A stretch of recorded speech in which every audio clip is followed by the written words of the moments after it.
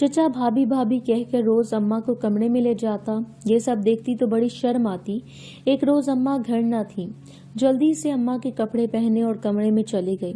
मगर उस रात मेरे होश उड़ गए जब चचा रोज हमारे घर आकर अब्बा से जायदाद में हिस्सा मांगता, जबकि अब्बा ने कई बार इसे समझाने की कोशिश की थी कि हमारे अब्बा मरने से पहले हम दोनों भाइयों में जायदाद का बंटवारा कर गए थे ताकि कोई भी बाद में फसाद न हो। अब्बा ने चचा से कहा था कि तुमने अपना हिस्सा अय्याशियों में उड़ा दिया था।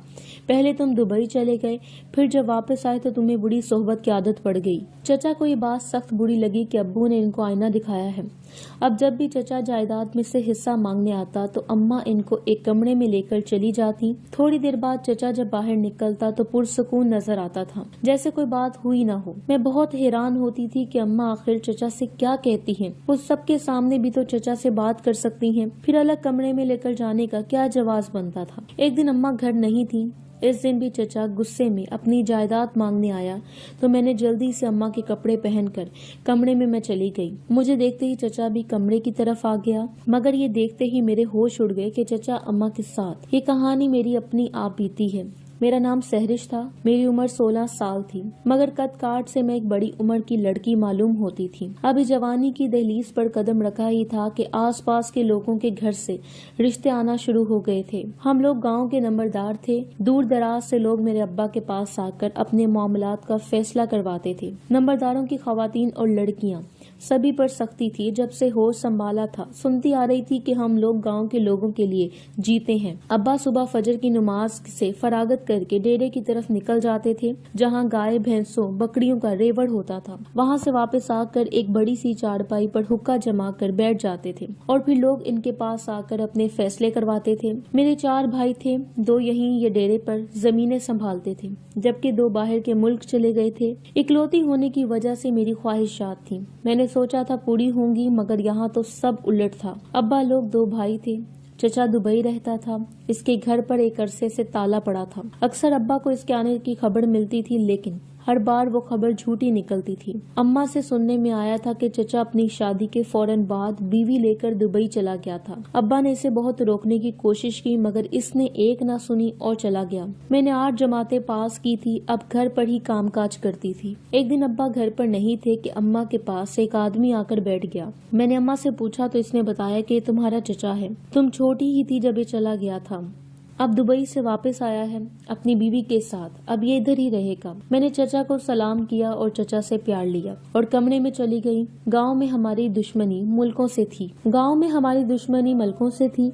एक दिन गांव में कोहराम बर्पा हो गया कि मलकों की लड़की भाग गई है। तब चचा भी रात से गायब था, जबकि इसकी बीवी यहीं पर थी। चचा को शराब की भी आदत थी और अक्सर लोग कहते थे कि वो लड़कियों को लेकर शहर भी घुमाने जाता है। सबने कहा कि जरूर ये नंबरदार असगर की लड़की लेकर भाग गया है। अब्बा ने इनको बहुत समझाया कि मेरा भाई ऐसा नहीं है और ना ही कभी वो इतनी नीच हरकत कर सकता है। वो बाहर के मुल्क जरूर रहता था, मगर अपनी सकाफत और तहजीब का पास नहीं भूला। अब्बा की चूंकि हुकूमत थी, सब लोग खामोश हो गए थे, मगर मले खामोश नहीं हुए थे। इनकी नजर मुझ पर थी। गो कि मैं 16 बरस की थी, मगर कद काट की अच्छी थी। मलकों का लड़का हर वक्त हमारी हवेली के गिर्द मंडलाता रहता था। मेरे भाई को शक सा हुआ तो इसने इसे बहुत मारा, जिससे दुश्मनी मजीद गहरी हो गई थी। मेरा छोटा भाई घर से ज्यादातर बाहर रहता था। इसने अब्बा को बता दिया था कि मैं अब शहर में कोई फैक्ट्री शुरू कर रहा हूँ। अब्बा ने इसे इजाजत दे दी थी, मगर भाई तो जैसे काम के चक्कर में घर को भूल ही चुका था। चचा भी गाँव वापस आ चुका था। सबको यकीन हो गया था कि चचा ने वो हरकत नहीं की थी। इस दौरान चचा बीमार पड़ गया था।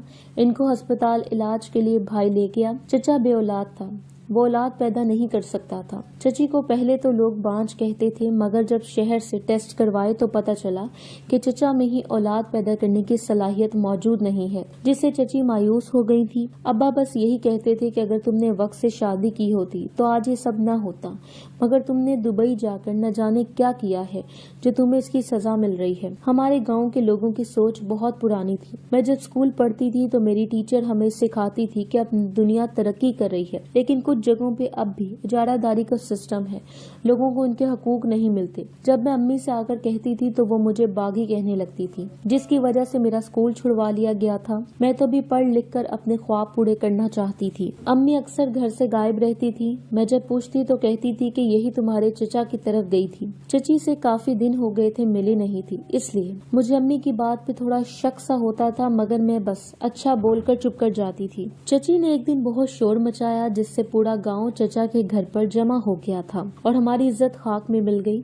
इस बात को लेकर अब्बा ने चचा से कहा कि अपनी बीवी को यहाँ रखना है तो इसकी जुबान काट कर रखना पड़ेगा, वरना इसे शहर ले जाओ। हमारी इज्जत पर हर्फ आए ये मैं बर्दाश्त नहीं कर सकता। मैंने अम्मी से कहा कि चची घर पर अकेली होती हैं, क्यों ना मैं चची के घर चली जाऊं, इनका काम में हाथ भी बटा दूंगी। मगर अम्मी फौरन इनकार कर देती थी कि हरगिज नहीं, चची के घर क्या तो घर से बाहर कदम नहीं रखेगी। अम्मी को पता था कि मैं खुदसर हूँ, तभी इन्होंने एक मुलाजमा मेरे सर पर मुसल्लत कर दी थी ताकि वो मेरी मिनट मिनट की रिपोर्ट अम्मी को दे सके। चचा को न जाने क्या हो गया था कि आए रोज हमारे घर आ जाता था ताकि अब्बा से जायदाद में हिस्सा मांग सके। बकौल चचा के अब्बा ने इसकी जायदाद पर कब्जा कर रखा था और अब वो अपना से हिस्सा चाहिए था, मगर अब्बा इसे मना कर देते कि मैं जायदाद में से एक पाई नहीं दूंगा। तुम इतने साल बाहर रहे, कभी तुमने ये सोचा है कि यहाँ सिस्टम कैसे चलता है? वैसे भी हमारे मरहूम अब्बा मरने से पहले हम दोनों भाइयों में जायदाद का बंटवारा कर गए थे। तुम फिर दुबई चले गए और पलटकर तुमने खबर ना ली। अब तुम्हें जायदाद याद आ रही है। हमारे 4 बेटे हैं, तुम्हारी तो औलाद भी नहीं है, हिस्सा लेकर क्या करोगे? मुझे अब्बा की ये बात बहुत नागवार गुजरती थी कि अब्बा अपने लालच के लिए ये कुछ भी था, चचा से ये बात नहीं करनी चाहिए थी, मगर अब्बा को कौन समझाता। यहाँ जो मर्द बोल देते थे वो बात पत्थर पर लकीर होती थी, इससे कोई भी इंसान नहीं बदल सकता था। गांव में चहमगोइयां शुरू हो चुकी थी, किसी को कुछ समझ नहीं थी कि क्या हो रहा है। फिर पता चला कि मलकों की बेटी जो भागी थी, इसे कोई और नहीं बल्कि मेरे भाई ने घर से भगाया था। इनकी बेटी से शहर में जाकर शादी कर ली थी और वहीं पे वो लोग रहते थे। भाई को मलकों की बेटी से न जाने कब से मोहब्बत हो चुकी थी और वो दोनों कई अरसे से भागने की कोशिश कर रहे थे और वो भागने में कामयाब हो चुके थे। सबके मुंह पर सिर्फ यही बात थी, अगर ये काम मलकों के बेटे ने किया होता तो गांव में सोग मनाया जा रहा होता। अब नंबरदारों के बेटे ने काम किया था तो इसको सजा भी मिलनी चाहिए। अब्बा ने सबसे पहले अपने बेटे को फोन किया कि दिन चढ़ने से पहले तुम गाँव में मौजूद हो, मगर भाई ने आने से मना कर दिया और कहा कि हम अपनी जिंदगी में खुश हैं, मैं अपनी जिंदगी का मजीद मजाक नहीं बनवा सकता। आप लोगों को खुश रखते रखते मैं अपनी जिंदगी को भूल चुका हूँ। हमारे बड़ों की वजह से हम में से और मलकों में दुश्मनी हो गई, नस्लों से ये दुश्मनी चलती आ रही है। आप समझदार होते तो इस दुश्मनी को खत्म करवाते, आपको जरा भी अपनी पगड़ी का मान होता तो, लेकिन आपने तो ये दुश्मनी हम बच्चों में भी मुंतकिल कर दी कि हम एक दूसरे की शक्ल देखने के रवादार नहीं हैं। भाई की बातें किसी हद तक सच्ची थीं, मगर इन बड़ों को कौन समझाता। गांव में मेरी एक बहुत अच्छी सहेली थी जो कि स्कूल में मेरे साथ ही पढ़ती थी। इसकी शादी शहर हो चुकी थी और वो खुश थी। कई बार इसने मुझे कहा कि तुम अपने अब्बा को समझाओ, अब दौर बदल चुका है, लोगों में शऊर आ चुका है, लेकिन अब भी वो वैसे ही हैं जैसे कई साल पहले था। अपनी औरतों को मातहत रखते हैं। जब तक औरत को शऊर नहीं आएगा वो कैसे अपनी औलाद की तरबियत करेगी। दोस्त की बातें भी मुझे अच्छी लगी थी, मगर मैं कुछ भी करने से कासिर थी। अब्बा ने मेरा रिश्ता तय कर दिया था।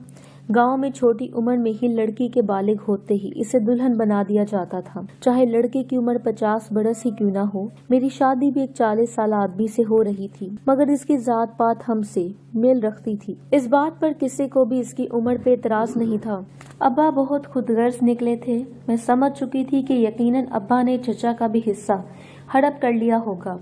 मैं चचा की मदद करना चाहती थी ताकि इनका हक न मारा जाए, मगर चचा से बात करना मुश्किल था। मर्दों से बात करने पर ही बहू बेटियों को 1000 बार सोचना पड़ता था। अब्बू बहुत खुश थे क्योंकि इससे इनकी नंबरदारी दूसरे गांव में भी फैल जानी थी। मैं भी शादी के लिए बिल्कुल भी तैयार नहीं थी, मगर अब्बा को मेरी शादी की जल्दी थी। मुझसे बड़े भाई थे, मगर किसी की भी शादी नहीं हुई थी सिवाय एक भाई के। मेरे दिल में ख्याल आया कि मैं अपने दूसरे नंबर वाले भाई से बात करती हूँ, हो सकता है वो इस मामले में मेरी मदद कर सके और इस शादी को रोक दें, क्योंकि वो भी तो इस निजाम से तंग आ चुके थे।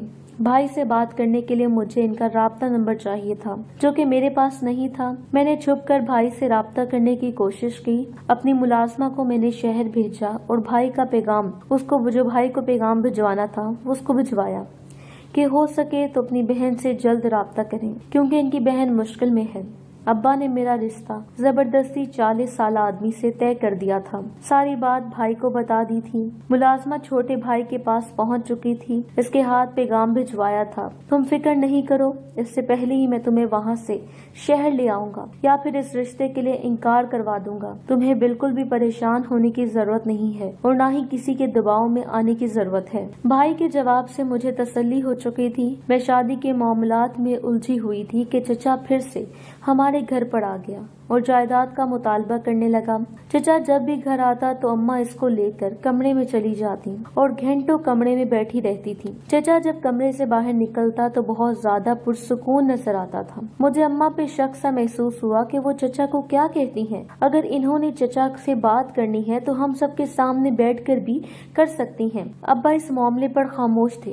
مجھے تو ابا کو دیکھ کر حیرانگی ہوتی تھی کہ ان کا بھائی میری ماں سے اکیلے ملنے آتا ہے اور دروازہ بند کر دیتا ہے، اس کے باوجود بھی وہ خاموش رہتے ہیں۔ سمجھ نہیں آتا کہ میں ایسا کیا کروں جسے چچا کا مقصد جان سکوں۔ میں چچا کی بھی مدد کرنا چاہتی تھی لیکن چچا کی اس حرکت نے مجھے ان سے بدظن کر دیا تھا۔ اسی دن مجھے غصہ آیا تو میں چچی کی طرف چلی گئی تاکہ اس معاملے پر ان سے بات کر سکوں کہ اپنے شوہر پر دھیان رکھو، وہ ہمارے گھر پر آ کر نہ جانے کون کون سے غلط کام کرتا ہے۔ مگر چچی کے گھر پر تالا لگا ہوا تھا جس کا مطلب تھا کہ چچی یہاں نہیں ہے۔ چچا بھی ہمارے گھر سے نکلتے ہی گاؤں سے چلا گیا تھا۔ میں بہت پریشان تھی۔ میں نے کئی بار اماں سے بات کرنے کی ہمت کی تو مجھے بات کرنے کی ہمت نہیں ہوئی۔ میں جانتی تھی کہ اگر میں نے ان سے کچھ بھی پوچھا تو میری شامت آ جائے گی کیونکہ بڑوں سے کچھ بھی سوال و جواب کرنا یہاں ایک عیب سمجھا جاتا تھا۔ ایک دن امی گھر پر موجود نہیں تھی، وہ ابا کے ساتھ ڈیرے پر گئی ہوئی تھی۔ اس وقت ملازمہ میرے کمرے میں آ گئی اور اس نے مجھے آ کر اطلاع دی کہ آپ کے چچا مردان خانے میں بیٹھے ہیں۔ چچا بہت غصے میں معلوم ہوتے تھے، یوں لگتا تھا کہ وہ کسی کا قتل کر دیں گے یا پھر کچھ غلط۔ ٹھیک ہے، میں نے ملازمہ کو وہاں سے بھیج دیا اور جلدی سے ماں کے کپڑے پہن کر اپنے کمرے میں چلی گئی اور ملازمہ سے کہا کہ چچا کو اماں کے کمرے میں بھیج دو۔ مجھے کچھ دیر ہی وہاں پر بیٹھے ہوئی تھی کہ چچا کمرے میں آ گیا اور اس نے دروازہ بند کر دیا۔ دروازہ بند ہونے پر میری سانس اٹک گئی تھی۔ مجھے ڈر تھا کہ اگر چچا کو ذرا سا بھی شک ہوا تو میری خیر نہیں ہوگی، ابا تو مجھے جیتے جی ہی زمین میں گاڑ دے گا۔ میں ڈر رہی تھی اور دعائیں کر رہی تھی کہ اللہ پاک چچا کو کوئی کام آن پڑے اور وہ وہاں سے چلا جائے، لیکن قسمت نے میرا ساتھ نہیں دیا۔ چچا نے مجھے نہیں دیکھا کیونکہ میری چچا کی طرف پیٹھ تھی۔ چچا نے بات شروع کی کہ بھابھی آج میں اس معاملے کو آڑ پاڑ کر کے رہوں گا، آپ مجھے چپ نہیں کروا سکتی۔ یہ سنتے ہی میرے ہوش اڑ گئے کہ کس معاملے کی بات کر رہے ہیں۔ چچا کہنے لگا، بھابھی میں نے شادی آپ کے کہنے پر آپ کی سوتیلی بہن سے کی تھی کیونکہ آپ کو لگتا تھا کہ اس معاشرے میں اس کا کوئی بھی نہیں ہے، لیکن میں اولاد پیدا نہیں کر سکتا، اس لیے وہ مجھے آئے روز کہتی ہے کہ مجھے طلاق دے دو، میں تمہارے ساتھ زندگی نہیں گزار سکتی جو مجھے بچہ بھی نہیں دے سکتا۔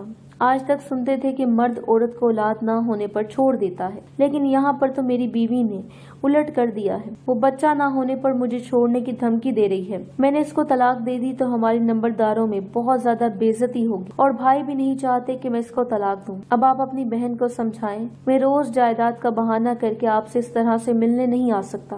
اگر کسی کو بھی شک ہو گیا کہ چھوٹے نمبردار نے اپنی بیوی کو طلاق دے دی ہے تو پھر پورا گاؤں ہم پر تھو تھو کرے گا۔ چچا یہ کہتے ہی فوراً کمرے سے چلے گئے تھے۔ انہوں نے میری طرف نہیں دیکھا تھا کیونکہ یہاں عورتوں پر نظر ڈالنا بھی گناہ ہوتا تھا۔ میری سانس میں سانس آئی کہ اللہ کا شکر ہے میں بچ گئی، لیکن چچا کی باتیں سن کر میری روح لرز گئی تھی۔ ایک ایسے لوگ تھے جو اپنی ذات کے لیے کسی کی زندگی تباہ کر دیتے تھے۔ میں نے سوچ لیا تھا کہ میں خود اکیلے میں بات کروں گی یا پھر وہ بات کہوں گی کہ وہ اپنی بیوی کو آزاد کر دیں یا پھر کسی کا بچہ لے کر پالیں، ہو سکتا ہے اللہ اس بچے کے صدقے ان کو اولاد دے دے گا۔ میں نے بہت ہمت کر کے چچا سے بات کی تھی، تم اپنی بیوی کو طلاق نہیں دینی چاہیے تو اس کو ماں کا رتبہ دے دو، کسی یتیم کا بچہ اسے دے دو، ہو سکتا ہے پھر خدا تمہیں اولاد دے دے، اور خدا معجزے بھی تو کرتا ہے۔ چچا نے میری بات مان لی اور ایسے ہی کیا۔ خدا کی کرنی ایسی ہوئی کہ ان کی اولاد ہو گئی۔ اگر اماں چچا کو ٹھیک وقت پر صحیح مشورہ دیتی تو چچا اپنی زندگی کے